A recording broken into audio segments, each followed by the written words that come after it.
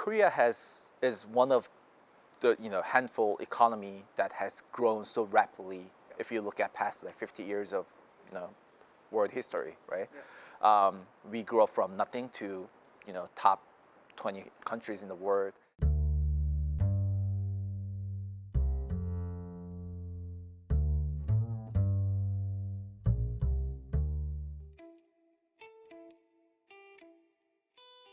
I think it's recent, but it was slowly happening about maybe 2 or 3 years ago when the Korean government started this creative economy movement. It's quite an interesting ecosystem here.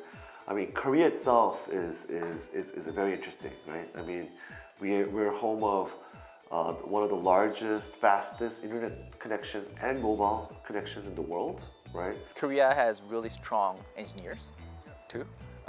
But they were just engineers working for big tech companies like Samsung, LG. Koreans have a preference for a stable, safe job where they just go to work and they leave work at a set time and they get their paycheck. In a country where we have the big chaebol, which are the big corporations like Samsung, Hyundai, LG, they are part of it because a lot of chaebol actually are financing the incubator, some accelerator. And my issue with this is that they can cut the head of startups that are going too strong. So, cannibalizing on their ideas rather than working with them. Especially if you have technology or you created technology and you don't have the IP for it yet or you didn't apply for the IP, a big company will just come up and eat that up and they say, okay, it's ours. It's not going to be easy because we try to push for creative economy and new startups to be the next growth engine for Korea, but then what has brought Korea to now has been these conglomerates, right? So you can't just kill them off and then hopefully this takes over, right? So it's going to be a kind of balancing act, and it's going to take some time to do that. Government is putting a lot of money into the startups and incubators. Trying to push more this creative, what we call the creative economy. There are so-called Center for Creative Economy and Innovation, which the government established in 18 cities inside Korea.